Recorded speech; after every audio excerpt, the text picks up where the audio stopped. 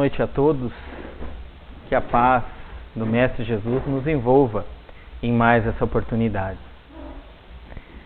Todos nós que nos consideramos espíritas ou que simpatizamos com a doutrina espírita, sabemos que ela nos oferece lições, uma série de reflexões a respeito da vida atual e da vida futura. Talvez uma das reflexões mais profundas e um dos ensinamentos mais importantes dessa doutrina é o de que somos, em verdade, espíritos imortais. O que quer dizer que não fomos criados no momento do nascimento deste corpo físico e que tampouco morreremos com o final deste corpo físico, porque o que morre é o corpo e a nossa essência, que é espírito, continuará. Pois bem, deste ensinamento que consideramos um dos principais da doutrina espírita, várias reflexões e vários conhecimentos novos se abrem a cada um de nós. Porque se a nossa vida não acaba com a morte do corpo físico, natural que dúvidas, que questões a respeito da vida além do túmulo povoem a nossa mente e que nós busquemos respostas a essas indagações. Mas da mesma forma, se sabemos e temos a certeza e a fé de que a vida continua após a morte, isso nos induz a novas reflexões para avaliarmos se o modo que estamos vivendo hoje está correto. Se estamos vivendo de acordo com a nossa natureza espiritual, de espíritos imortais. Então, quando nós nos propomos a fazer as exposições doutrinárias com base no Livro dos Espíritos, a obra principal da doutrina espírita, a primeira obra da doutrina espírita, nós buscamos trazer um pouco dessas duas nuances, tanto os conhecimentos da vida futura, quanto as reflexões para a nossa vida atual.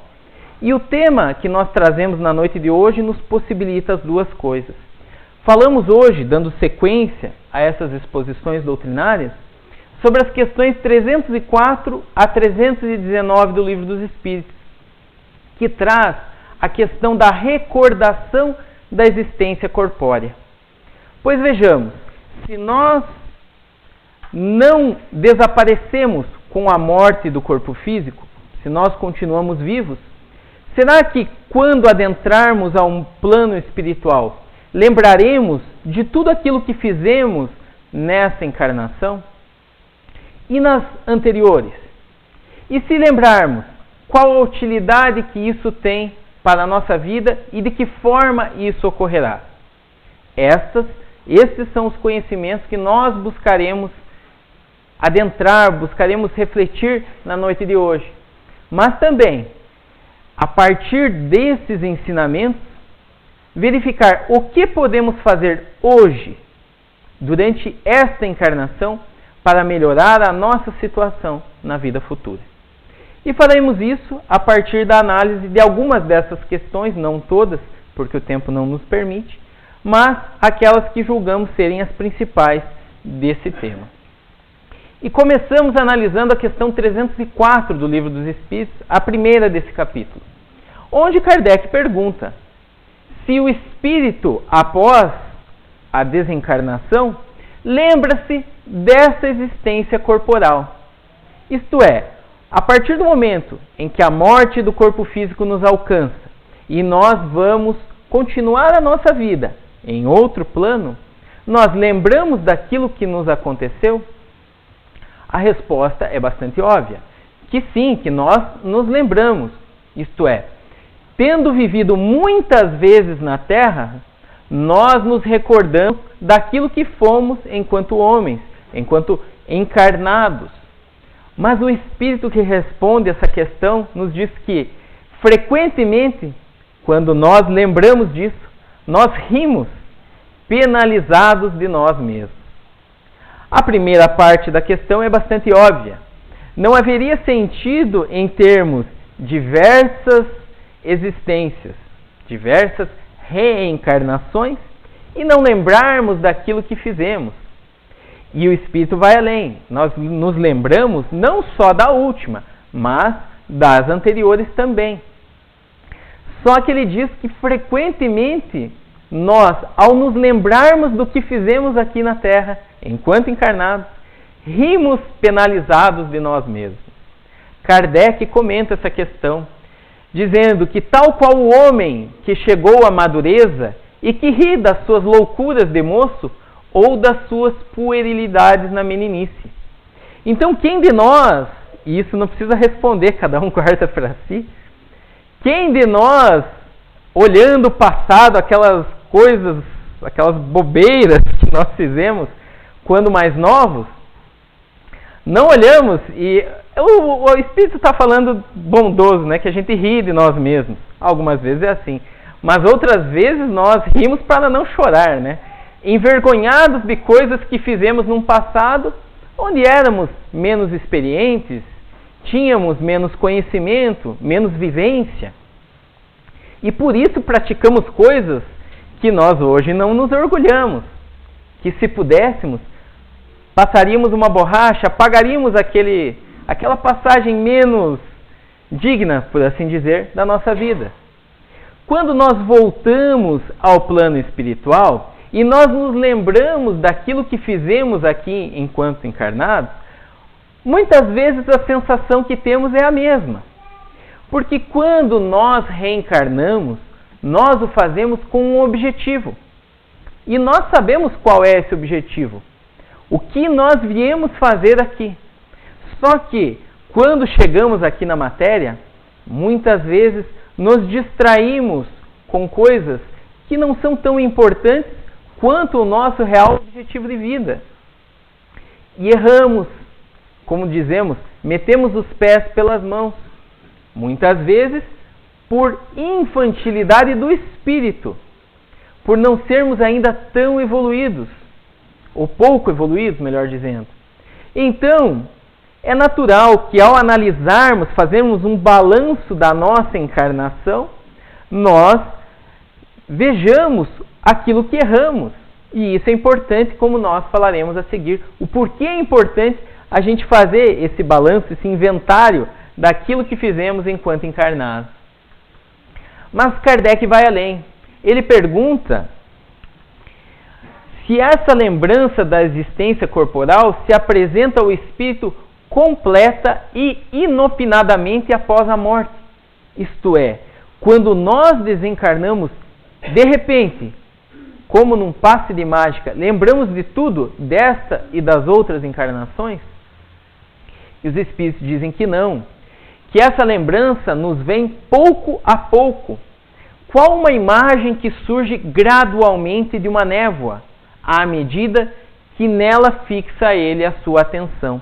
Então é como se a gente estivesse envolto em uma neblina, onde as imagens que vemos são ainda muito turvas, não são nítidas aos nossos olhos. Mas quando a gente se esforça um pouco mais, presta mais atenção em determinado ponto, nós conseguimos vislumbrá-lo melhor. As nossas lembranças também. Conforme nós vamos buscando essas lembranças, nós vamos as obtendo. Mas isso não ocorre de uma hora para outra, até porque muitas vezes nós não suportaríamos. Porque nós sabemos que essa encarnação, de acordo com o que a doutrina espírita nos ensina a respeito do progresso, essa nossa encarnação constitui para nós o melhor exemplar de nós mesmos que nós já fomos em toda a nossa história espiritual. Porque nós só progredimos. Muitas vezes estacionamos, mas não regredimos jamais. Então, se hoje a gente já não está muito bem, né? Como a gente fala, não está bem na fita, porque a gente sabe que erra, que comete os nossos equívocos, imagine o que a gente já fez no nosso passado espiritual. Então, ter acesso a todas essas lembranças de uma vez, talvez nos causasse um impacto muito grande. Então, é por isso que essas lembranças vão surgindo daquilo que fomos na última e nas outras existências, aos poucos, conforme nós vamos tendo necessidade de relembrá-las e também interesse. adiante, Kardec pergunta se o espírito se lembra pormenorizadamente de todos os acontecimentos de sua vida. Ou seja, quando nós voltamos, nós buscamos e relembramos tudo aquilo que vivemos. Se vivemos 80 anos, relembraremos dia por dia, minuto a minuto, aquilo que vivemos. Imagine vocês chegando na pátria espiritual, tomara que daqui muito tempo, e relembrando que naquele dia 16 de novembro de 2016, vocês estavam sentados no lar espírita, vendo uma palestra, que depois vocês saíram, tomaram passe, voltaram para casa, que desceram a escada, que tropeçaram, tomara que não tropecem, mas que se tropeçarem, que vocês lembrem disso. Será que há necessidade de lembrarmos de todos esses detalhes? Por conta disso, o Espírito diz que lembra-se das coisas de conformidade com as consequências que delas resultaram para o estado em que se encontra como espírito errante. Bem compreendes, portanto, que muitas circunstâncias haverá de sua vida a que não ligará importância alguma e das quais nem sequer procurará recordar. Então imaginem que nós tenhamos uma vida duradoura, longa, e que buscaremos as lembranças dos fatos mais importantes, mais relevantes de nossa vida. É comum a gente perguntar algo para a pessoa que aconteceu nessa semana, e a pessoa às vezes até brinca, não lembro nem o que eu comi no almoço, vou lembrar o que aconteceu semana passada. Então, logicamente que para o espírito também, liberto do corpo, não há essa necessidade de lembrar, tintim por tintim, como se diz o personagem lá, nos seus mínimos detalhes. Não há essa necessidade. Até numa questão posterior, que nós não vamos abordar, Kardec pergunta que se o espírito quisesse, ele poderia acessar? E os espíritos respondem, poderia, mas seria perda de tempo. Perder tempo com detalhes de uma encarnação inteira ou de muitas encarnações, quando há questões centrais que afetam a continuidade de nossa vida. Então, na sequência, há várias questões, até mais técnicas, mais científicas, onde os espíritos demonstram a Kardec e a cada um de nós como se dá essa lembrança, como que nós vamos acessando e qual a utilidade dessas lembranças. Mas, para esses conhecimentos, eu recomendo a todos que quiserem a leitura desse trecho a partir da questão 307 do Livro dos Espíritos.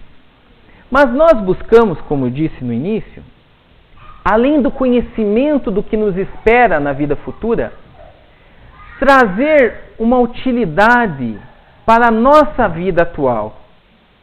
Ou seja, destes conhecimentos, dessas lições que nós vemos, nos esperam na vida futura, o que nós temos que fazer nessa encarnação para melhorar a nossa vida futura. E aí nós nos deparamos quase no final desse capítulo com a questão 318, em que Kardec questiona se as ideias dos espíritos, se as nossas ideias se modificam quando chegamos à erraticidade e à vida espiritual. Em outras palavras, quando nós passamos para o lado de lá, as nossas ideias, os nossos sentimentos se modificam? É óbvio que de uma hora para outra isso não acontece. Nós não viraremos santos apenas porque desencarnamos. Talvez na lembrança dos amigos mais gentis, que vão lembrar só das coisas boas que a gente fez, a gente fica com uma imagem melhor. Mas nós, em nossa essência, não melhoramos simplesmente por desencarnar. Mas com o tempo, será que nós mudamos? Os espíritos dizem que nós mudamos e muito, porque nós sofremos grandes modificações à proporção, à medida que nós vamos nos desmaterializando. Nós podemos algumas vezes permanecer muito tempo imbuído das ideias que tínhamos na Terra, mas pouco a pouco a influência da matéria, da vida material, diminui. E nós passamos a ver as coisas com maior clareza. É então que nós passamos a procurar os meios de nos tornarmos melhor. Porque essa é outra grande lição que o Espiritismo nos traz baseado no Evangelho do Cristo. Essa leitura que foi feita no início da nossa reunião nos diz exatamente isso. Que Jesus, quando disse, sede perfeitos como o Pai Celestial o é, Ele não estava dizendo que nós podemos ser iguais a Deus, porque Deus só existe um. Mas que nós devemos buscar nos aproximar de Deus, buscar nos melhorar a cada dia. E nós vemos que quando nós desencarnamos e nos despimos desta matéria que nos aprisiona, nós percebemos isso. Nós chegamos na vida espiritual e percebemos que nós temos que buscar a nossa melhoria, pois esse é o nosso objetivo. Só que muitos de nós só se apercebem disso, só tomam consciência de que precisamos melhorar quando chegamos no plano espiritual.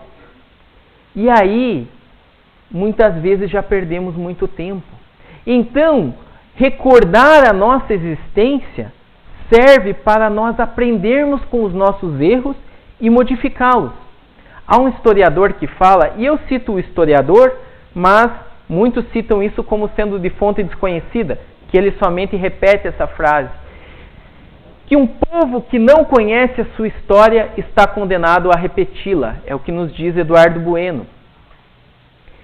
Muitas vezes nós vemos coisas acontecendo no nosso país, no nosso mundo, que já aconteceram antes, mas que por nosso erro, por nossa imprevidência, por não termos aprendido com a situação que ocorreu antes, nós repetimos. O exemplo da política é bem cabível nesse caso. Nós votamos um candidato, ele se elege, nós não acompanhamos o que ele faz. Ele faz um monte de barbaridade e nós não conhecemos isso. Na próxima eleição, nós votamos nele novamente. Porque nós não conhecemos a nossa história e estamos repetindo um erro novamente. Então, um povo que não conhece a sua história a repete. E nós vamos além. Com as lições que o Espiritismo nos apresenta, nós vemos que quando nós não conhecemos a nossa história, quando nós não avaliamos os erros que cometemos no passado, nós os cometemos novamente.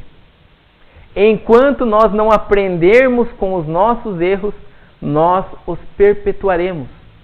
Continuaremos errando e desperdiçaremos a grande oportunidade que temos de evoluir, de progredir, que é o nosso objetivo. Então, baseado nisso, nós fomos buscar lá na questão 919 do Livro dos Espíritos, uma reflexão que nos mostra o que devemos fazer diante disso. Kardec pergunta aos Espíritos qual o meio prático mais eficaz que tem o homem de melhorar nesta vida e de resistir à atração do mal. Compreendamos o alcance dessa pergunta. Porque nós já vimos que quando nós desencarnamos, nós relembramos de tudo o que fizemos, avaliamos a nossa vida, vemos aquilo que erramos e planejamos vir numa outra encarnação para consertar os nossos erros, para aprender, para evoluir. Mas Kardec quer saber qual é o meio mais eficaz de nós melhorarmos nesta vida, enquanto estamos aqui, de aproveitarmos essa oportunidade e de resistir à atração do mal, porque nós vivemos em um mundo, principalmente hoje em dia, onde é dado muito valor à matéria, às coisas materiais, e muitas vezes, não que não necessitemos dela, é óbvio que necessitamos, mas muitas vezes nós damos muito valor àquilo que é material e esquecemos o nosso lado, a nossa essência espiritual. Então Kardec quer saber qual é o meio prático mais eficaz para nós invertermos isso, para nós evoluirmos, para nós nos espiritualizarmos nesta vida. E a resposta dos Espíritos não é nova. Eles mesmos dizem que um sábio da antiguidade já nos disse isso, que foi Sócrates. Conhece-te a ti mesmo. Essa foi a resposta. Kardec pergunta qual o meio prático e eles dizem, conhece-te a ti mesmo. E aí Kardec tem a reação que provavelmente eu acho que eu teria, e a maioria de vocês também. Kardec vem e pergunta um meio prático, ele quer uma dica. E os espíritos vêm com uma lição filosófica gigante, mas convenhamos, não é prático. Eles dizem, conhece-te a ti mesmo. Aí Kardec pergunta o seguinte, como fazer isso? Como que a gente faz? Ele diz assim, nós compreendemos a beleza desse ensinamento, mas como que a gente faz para nos conhecer intimamente? Como que a gente faz para, conhecendo-nos, nos propormos a melhorarmos? Isso ele faz na questão 919A, num complemento. E aí entra uma figura essencial para nós, espíritas, que nos traz uma grandiosa proposta de crescimento, que é o espírito de Santo Agostinho. É o espírito de Santo Agostinho que responde essa pergunta, e ele o faz de forma extensa, e nós veremos isso de forma resumida. Ele diz o seguinte, fazei o que eu mesmo fazia quando vivi na terra. No final do dia, interrogava a minha consciência, passava em revista o que tinha feito e me perguntava se não havia faltado a algum dever, se ninguém tivera motivo de se queixar de mim. Por etapas. Primeira coisa, ele diz o seguinte, já que vocês querem um modo prático, eu vou dizer aquilo que eu fiz e deu certo. Agostinho aqui não está falando que esse é o único modo de conhecer-se a si mesmo. Provavelmente, se conversarem com outros sábios, estes poderão dar outra receita. Mas nós estamos recebendo de Agostinho a receita que deu certo com ele. E nós veremos que é uma proposição muito acertada. Ele diz, faze como eu. Pega no final do dia e faz aquilo que nós faremos quando desencarnarmos. Quando nós desencarnarmos, nós vimos, nós recordaremos da nossa existência e avaliaremos o que fizemos de certo e o que fizemos de errado. O que Agostinho, Santo Agostinho, propõe é fazermos isso diariamente.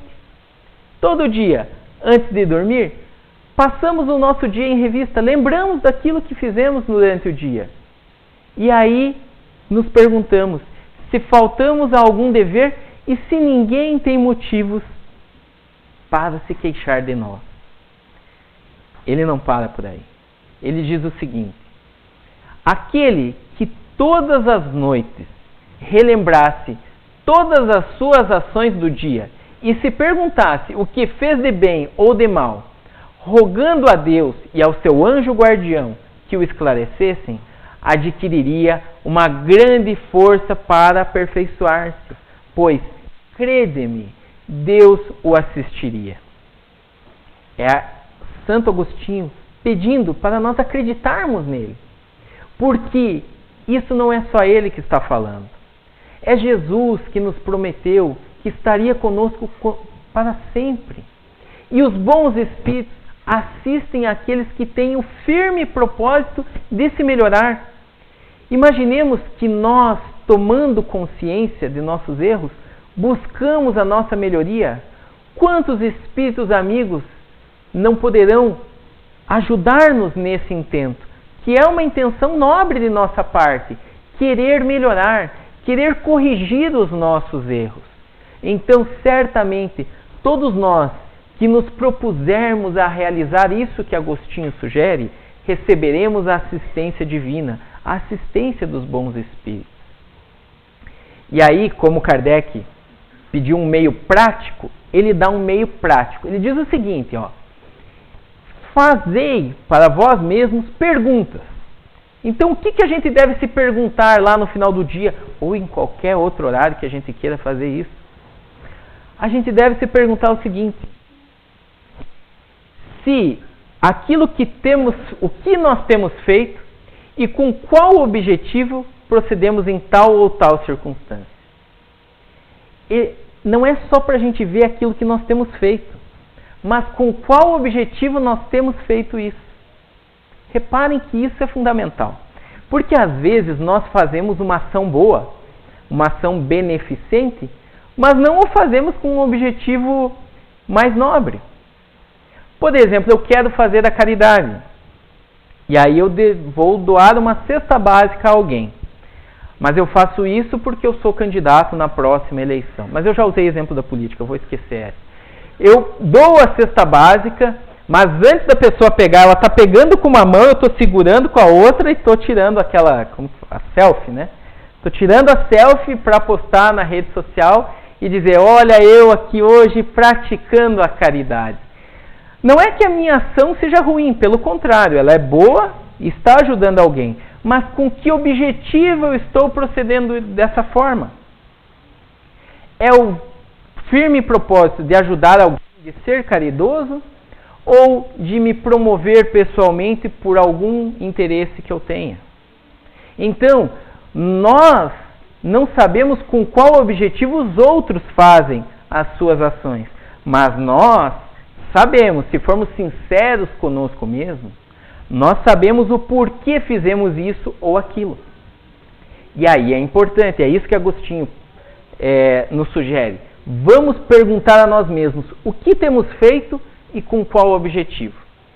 Mas ele diz o seguinte, para nos perguntarmos se nós fizemos alguma coisa que, se fosse feita por outra pessoa, nós censuraríamos, nós criticaríamos. Porque isso é impressionante, né, gente? A gente vê alguém fazendo uma barbeiragem no trânsito, a gente xinga até a 17ª geração da pessoa. Por que não pode? Como que faz isso? Não tem como alguém fazer um negócio desse. Foi perigoso, botou as outras pessoas em risco. Como é que pode? Não sabe dirigir e tal. Mas se aquilo nós mesmos fazemos a mesma coisa, foi um acidente, uma fatalidade, né? Algo assim que não tem a maior importância. Nós usamos em nosso benefício 2 pesos e 2 medidas. Nós somos severos com os outros e brandos conosco, quando na verdade nós deveríamos fazer o contrário. Sermos indulgentes com os outros, porque os outros nós não sabemos por que fizeram aquilo. Nós não sabemos se a pessoa estava passando mal, se estava levando algum parente para o médico, se estava alguma emergência, mas nós, quando nós fazemos, nós sabemos por que nós fizemos, por que aquilo aconteceu.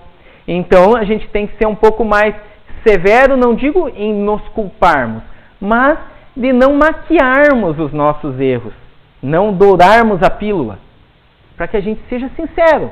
E aí sim saiba onde está errando.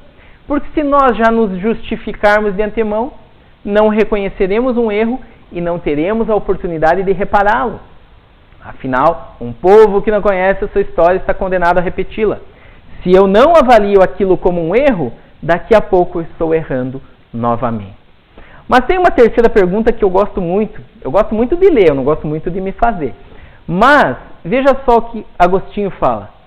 Ele diz para nós nos perguntarmos se nós fizemos alguma ação que nós não ousaríamos confessar. Isto é, ninguém sabe, mas eu teria vergonha de contar.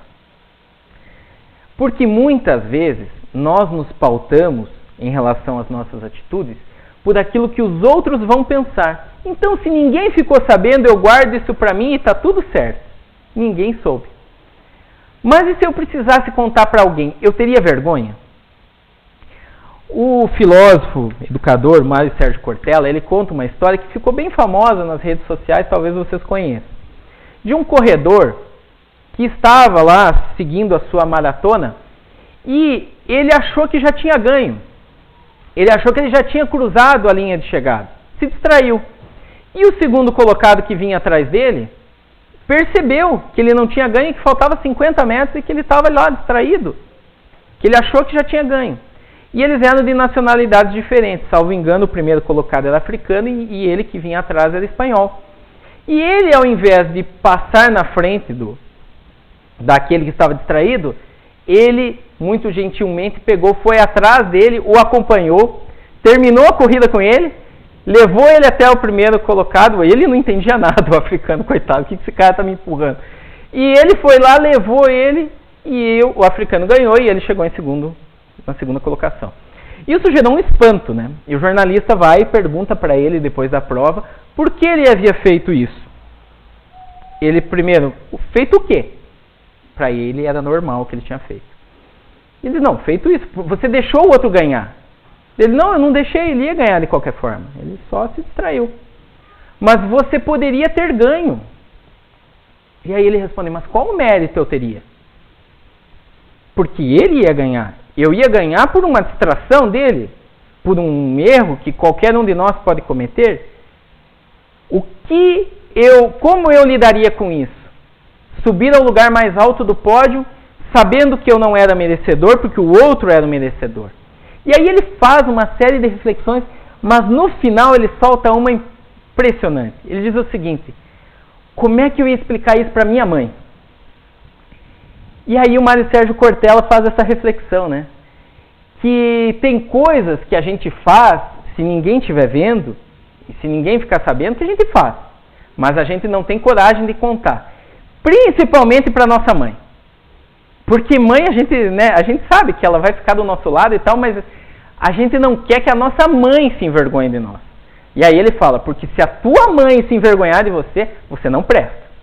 Porque ela é o último reduto. Se até tua mãe não te entender, é porque o negócio está feio. Então, ele diz o seguinte, é ele que dá essa dica. Quando você for fazer uma coisa, pense bem. Porque se você fizer e tiver vergonha de contar para tua mãe, não faça. E aí, é mais ou menos aquilo que Agostinho fala. Se nós não teríamos coragem de confessar para a mãe ou para qualquer outra pessoa, não façamos. Mas se já fizemos, isso é sinal de que é algo errado. E que temos que corrigir, que devemos corrigir buscando o nosso aprimoramento. Então, ele, para concluir, ele diz o seguinte, perguntai ainda mais. E olha que pergunta cabulosa essa. Se aprovesse a Deus chamar-me neste momento, teria que temer o olhar de alguém ao entrar de novo no mundo dos espíritos onde nada pode ser ocultado? Se nós desencarnássemos agora e, obviamente, reencontrássemos aqueles que foram antes de nós e ficássemos frente a frente com essas pessoas, para as quais nós já não podemos ocultar aquilo que fizemos escondido, teríamos que temer o olhar de alguém para conosco? Porque esse é um sinal de que se, enquanto estamos aqui, digamos, protegido pela hipocrisia humana, protegido pelo sigilo, pelas coisas que os outros não sabem que nós fazemos, está confortável, quando chegarmos ao mundo espiritual talvez não o seja. Porque lá muitas verdades são reveladas e eventuais máscaras que nós tivermos podem cair. Então é necessário que se esse medo nós temos hoje de reencontrar alguém, de termos vergonha de alguém, por que não corrigirmos agora? Por que não aproveitarmos que estamos conhecendo a nossa história, avaliando os nossos erros e buscarmos incessantemente corrigi-los e evitarmos cometê-los novamente? Então, é que Agostinho diz o seguinte: examinai o que pudeste ter feito contra Deus, contra o vosso próximo e finalmente contra nós mesmos. Porque há muitas coisas que não fazem mal para o outro, mas fazem mal para nós e nós também devemos evitá-las. As respostas sinceras que nós nos dermos nos darão ou o descanso para a nossa consciência ou a indicação de que há um mal que precisa ser curado. E quando a gente chega nessa parte, é que a galera desestimula de fazer essa reflexão. Porque pensa o seguinte, não, quer dizer então que eu vou fazer isso antes de dormir, e aí é possível que, dependendo da resposta, eu não tenha o descanso para a nossa consciência. Eu vou ter o quê? A indicação de um mal que eu preciso curar. E aí eu não vou dormir.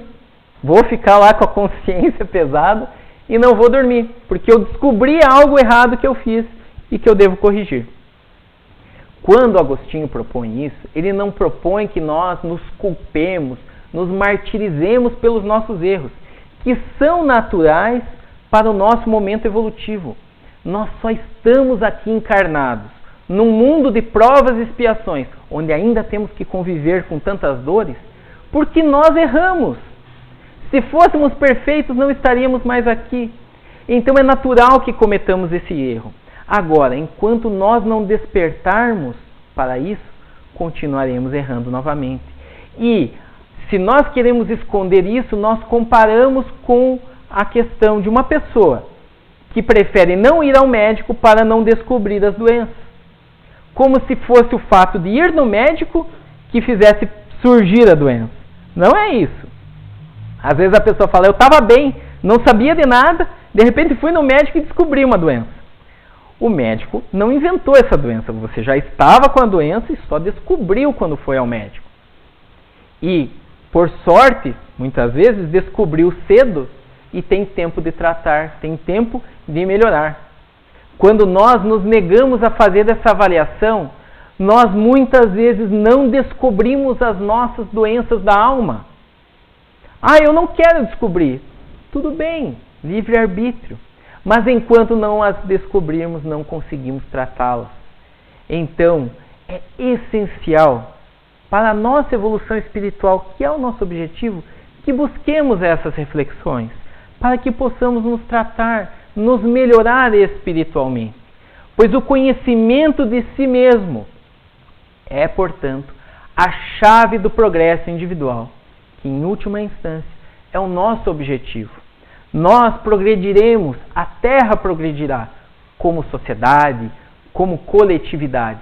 Mas isso se dá a partir do progresso de cada um de nós, espíritos que a habitamos. E nós não podemos fazer o progresso do outro. Nós queremos melhorar o nosso cônjuge, o nosso irmão, o nosso pai, o nosso filho. Nós até poderemos auxiliá-los, poderemos, pelo exemplo, ajudá-los. Mas nós só somos responsáveis pelo nosso progresso. Então, meus amigos, como nos diz Santo Agostinho, justo é que se gastem alguns minutos para conquistar uma felicidade eterna. Porque o que nos garantirá a nossa felicidade é justamente essa evolução. E, muitas vezes, temos tempo para tudo.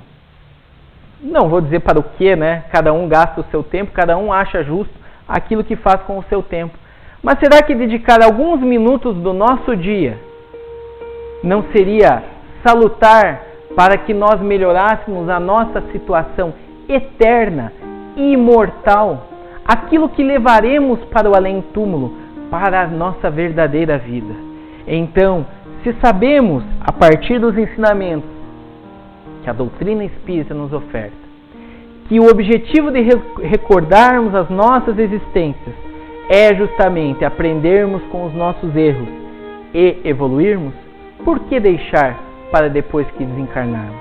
Por que não começar hoje, agora, a partir da reflexão, da meditação, do firme propósito em avaliar os nossos erros sem máscaras, sem mentiras para nós mesmos, para assim termos a real situação do nosso espírito e buscarmos por nós mesmos, com o auxílio desses benfeitores que nunca nos desamparam, com o auxílio dos ensinos da doutrina espírita, buscarmos fazer a nossa evolução, que é intransferível, ninguém pode fazer por nós, e é urgente, porque estamos num momento de transição do nosso planeta.